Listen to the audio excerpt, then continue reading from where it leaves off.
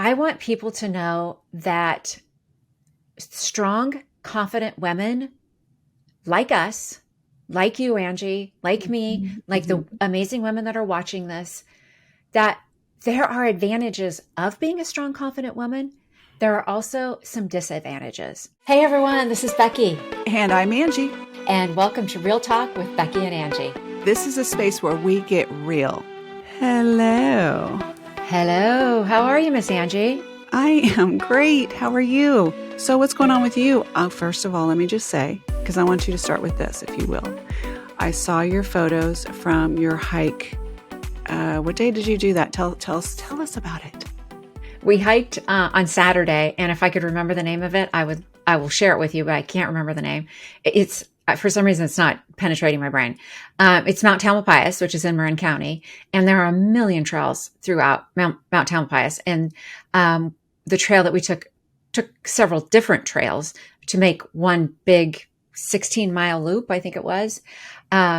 We have gotten a lot of rain around here this year, and I've done hikes around the creeks around there, and it's like, oh, I think there's water down there. Where this time there is so much water and there are so many waterfalls that you're down by the water and yelling to talk to each other so that you can actually hear. It's so loud. It's magnificent. It's absolutely magnificent. I mean, we might not ever see that again or at that level. It's really, really beautiful. That's one of the many things I love about hiking, is that I get to see things that I might not normally see. A lot of these places you can't drive there.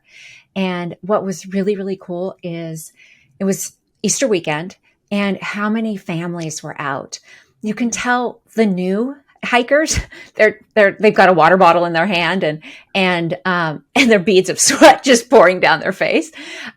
Lots of new people, a lot of groups, big families. It's just so fun to see people getting out and enjoying all these magnificent trails that we are so lucky to have around here. Yes, people getting out again. That is so good to see.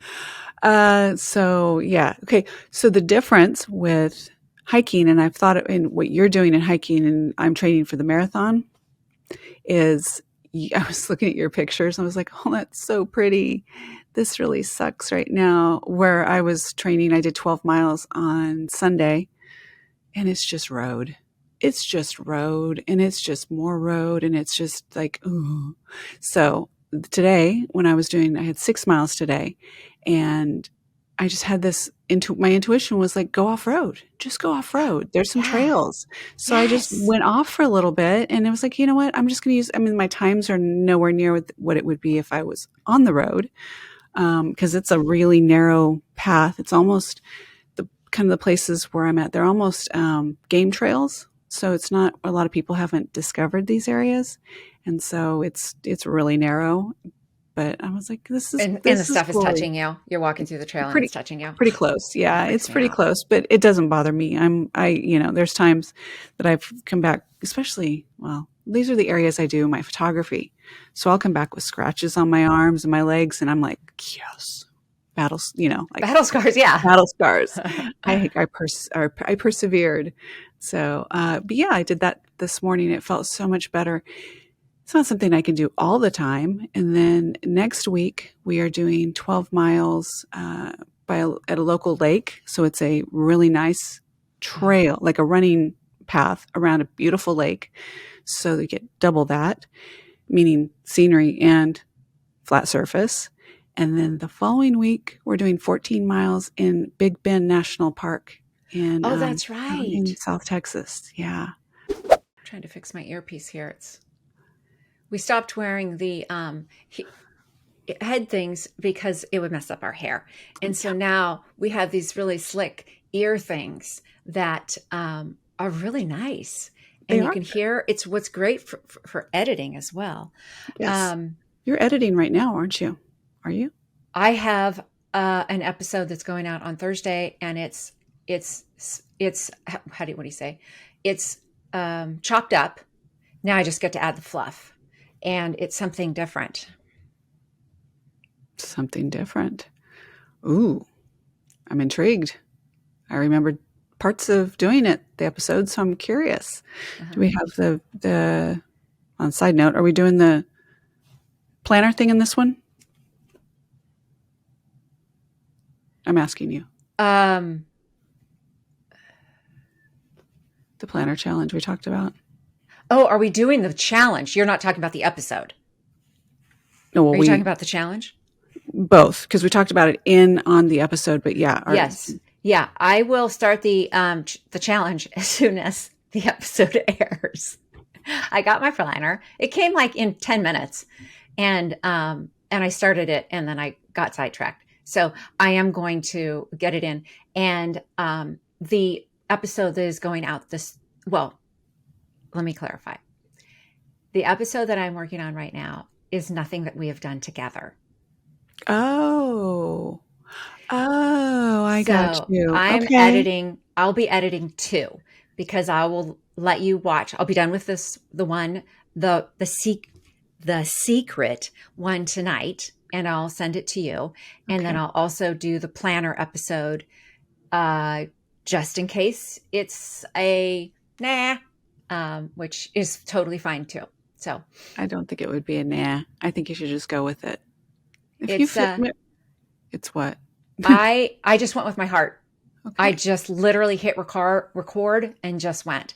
And later on, I'm like, then I'm second guessing myself. Well, maybe. So Good. This is a good segue. Let's go. I am doing a solo podcast under the name of Real Talk with Angie and Beckie, Beckie and Angie.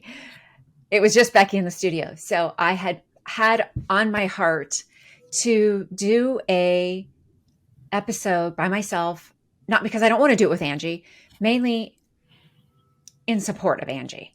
Mm. I get the great pleasure of knowing Angie behind the scenes. And the face that you see up here, this beautiful, gorgeous face with a fantastic forehead. I've always had forehead envy of you. Oh. And, because I've got all these lines and you've got this perfect forehead. Anyway. It still moves too, just so you know. To do an episode about strong, confident women who are independent. And so I've edited it and I'm working on some fluff for it and it will be airing this Thursday. And by the time you watch this, it will probably have already aired. So make sure you go back and look at it. Mm-hmm. I'm kind of all over the place on it. And yet I believe that the points that I wanted to make are there. Yeah. Afterwards, I second guessed. I'm like, well, maybe I need an exact bullet point outline. And then I thought, if I do that, I'm going to sound more robotic, where this way it truly is coming from, it comes from my heart. I love that. And what made you decide to do this? I mean, you're more than welcome to share, a high level of what got you to decide to do something like this. The reason I chose to do this episode on this topic by myself is because I want people to know that strong, confident women like us, like you, Angie, like me, like the amazing women that are watching this, that there are advantages of being a strong, confident woman. There are also some disadvantages. And I don't mean to be victim or go victim. That's not the come from at all. What it is we see a strong, confident woman on the outside who looks like she doesn't need any help. She doesn't need any support. She never needs any encouragement. She's got it all going on. She's got it all together. She doesn't need me. And that's not true. She'll never ask for help. She'll never ask for support. Probably doesn't know how. And yet the offer, even if it's just an offer, how much it's appreciated. And so I mean, you can edit any of this out. I will, whatever. Angie's going through a time right now. She talks about it. She has a brain injury from carbon monoxide poisoning. There is a lawsuit. Thank you. There's a lawsuit going on, and I would never do anything to jeopardize that. And at the same time, it's been almost 6 years that basically gets to stay quiet about it. And I mean, can you imagine carrying something like that for almost 6 years, to where you can't share with the public really what's going on because you put yourself at risk for them thinking that you're living a better life than you already are. I mean, than you really are. And yet you're a positive, confident woman who puts their best face out there because you know that you're making a difference. Mm-hmm. And it's, I don't like to say not fair. I'm getting all fired up. I don't like to say not fair because life's not fair. It just never is. And if you think it's supposed to be fair, then you're going to be really sad. But this isn't fair. It's not fair that you are going through this and you are, I don't know anybody who exercises their brain like you do. I don't know anyone who works as hard at improving themselves as you do. Mm-hmm. I don't think people know that what happens behind the scenes is a million times more than what people see right up front. Mm. And that's what I want people to know about you and other strong, confident women. Is that they, you know, in my, I don't want to give it away in my episode, but I share about a friend of mine who hurt herself when she was with her husband. And about a week and a half later, she goes, oh, you know, I'm still kind of hurting there. And he goes, what are you talking about? She goes, you know, when I fell. And he goes, when did you fall? Because she never complains. Mm-hmm. You know, that's the thing about strong, confident women is they, except for me, I do complain because I love to complain to my husband. If I have a cut or a wound, I milk that sucker like there's no tomorrow. You're like, oh, look. Oh my gosh. But you know, it's, I admire you, Angie, and I have a lot of respect for you. And seeing you show your face in a confident, you just put on a smile. And I wouldn't say it's fake. It's you. It's genuine. Because I've seen you go on social media where you have cried. You have said, hey, it's kind of sucking right now. But for the most part, you just go, okay, let's do this. Let's go. Let's do this. Mm-hmm. And so for all of you watching it, this face that we see, that one, right there, that face, there's a lot going on there. And you represent strong, confident women because they've all got stuff going on behind the scenes that they're not sharing. Because you know why? They don't want to burden anyone. That's why. Well, I speak for myself. No, and I agree with you. People don't want to see the ugly, yucky side. It's not something I could really share of, when I say ugly, yucky, the struggles of some of the things I go through. It's not something I can really like, ooh, let me grab my camera or my phone and record this situation right now. It's not something that can really be expressed that way. And so, in reality, what's going on is that when things like lawsuits are happening, they're only seeing one side of me. Obviously, I'm very public, right? They being the other side. They see the podcast, they see me doing the posh shows, and I look very polished and I am. They don't see the extra hours that I put in getting ready for the shows that I would never really share with anyone else because it doesn't really matter. If I'm helping other people get to be posh show hosts, you know, doing live shows, and I tell them the amount of time it takes me to put into doing a show, that's not fair to them because the time it takes me it probably wouldn't take other people. They don't need to see that side of it. They need to know what to do. So basically what I'm saying is it's hard to share those sides of it that are the struggles, and they really don't matter as much as they are struggles and I'm overcoming or I'm adapting and I'm not allowing it to keep me down. Because it would be, not for me, it wouldn't be easy. I say it would be easy, but I know for some it would be easy to just be like, I'm done. I can't do this, or I give up, or I'm going to choose into victim and I'm not going to do these things. And no, it's not fair. I was super pissed when I first started hearing how they perceive me. And although I knew it, I knew that it was a risk I was taking. By they, you mean? People on the other side. That in this, there's two sides to every lawsuit or litigation. And the perception is I'm living my best life. By the way, I've never said those words. Because it's just not, and if I did, it would be in the context of I am living my best life right now with what I have or where I'm at. As And you would no matter what. That's who you be.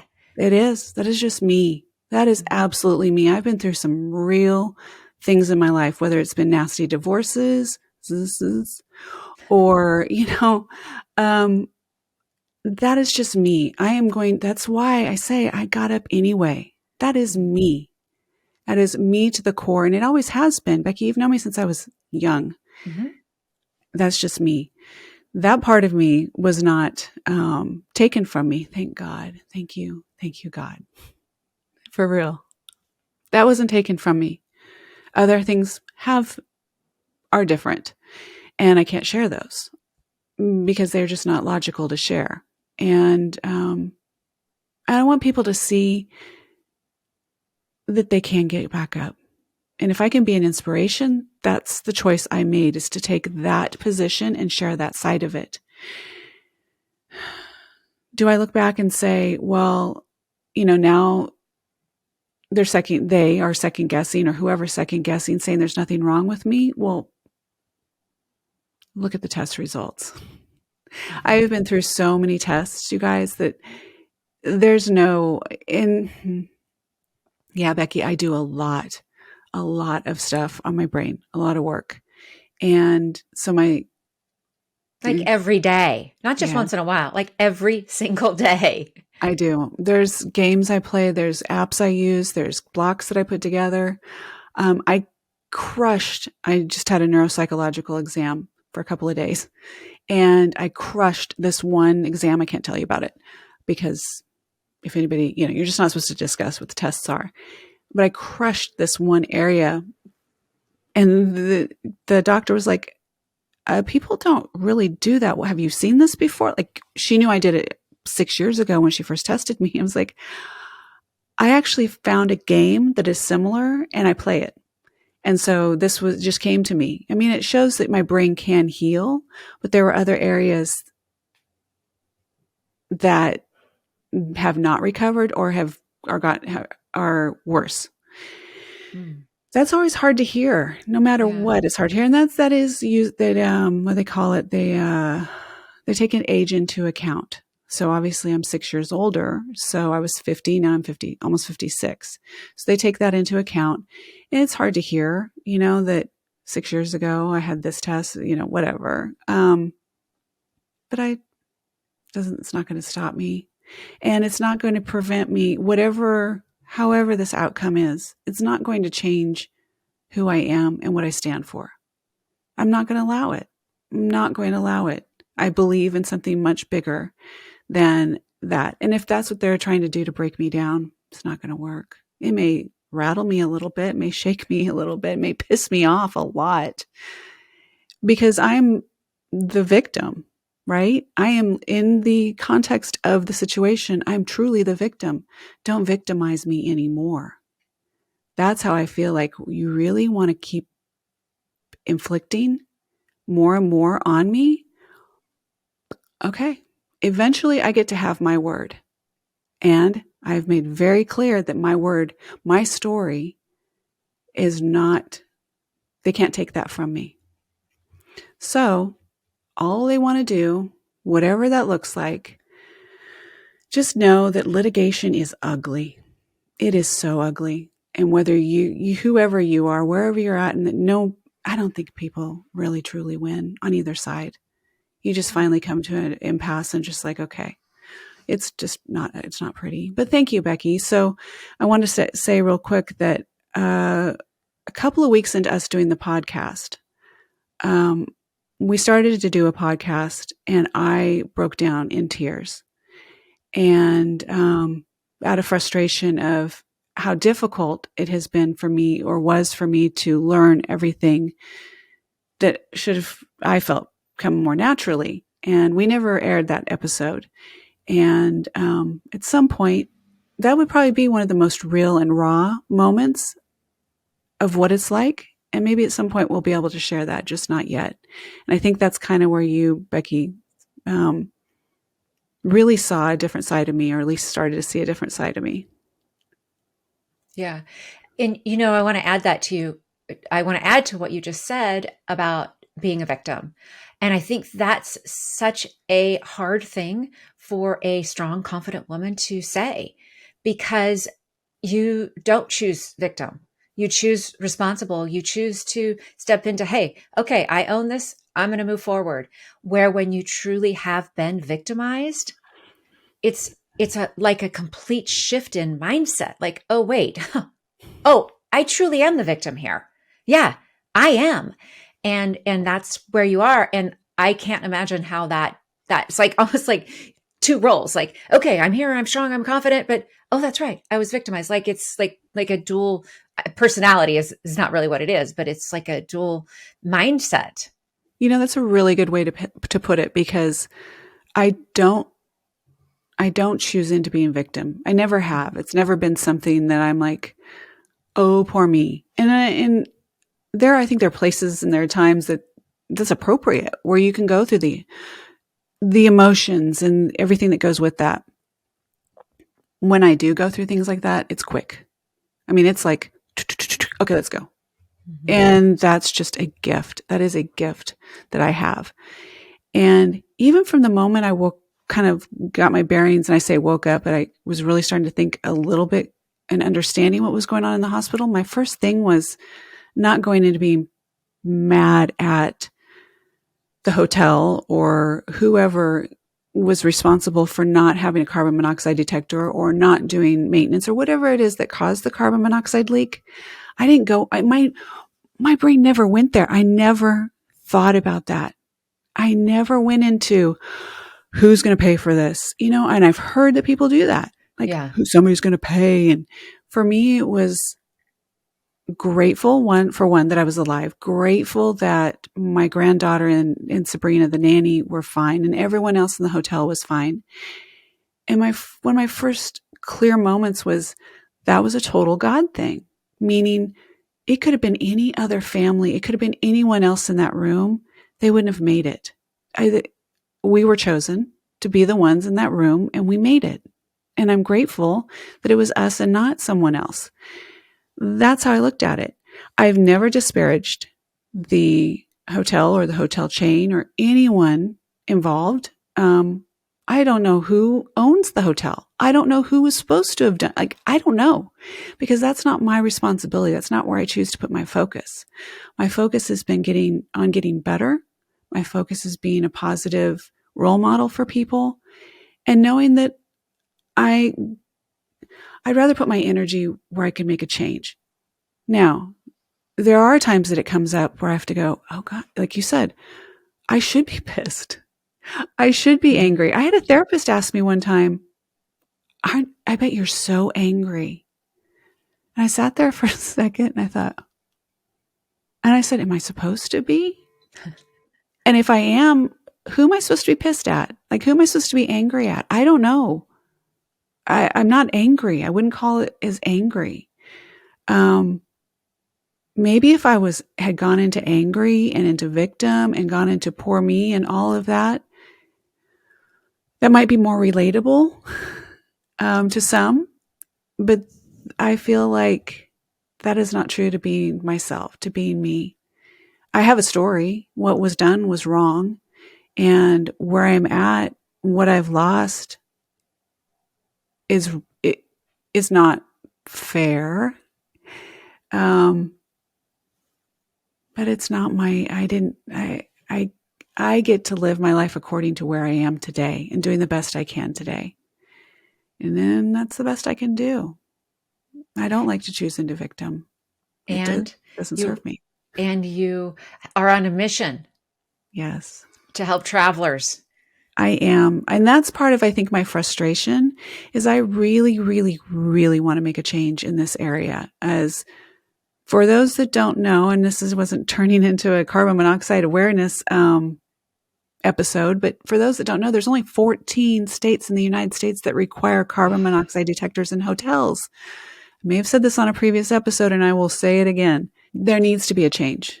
There needs to be a change. It starts with education, prevention, and detection.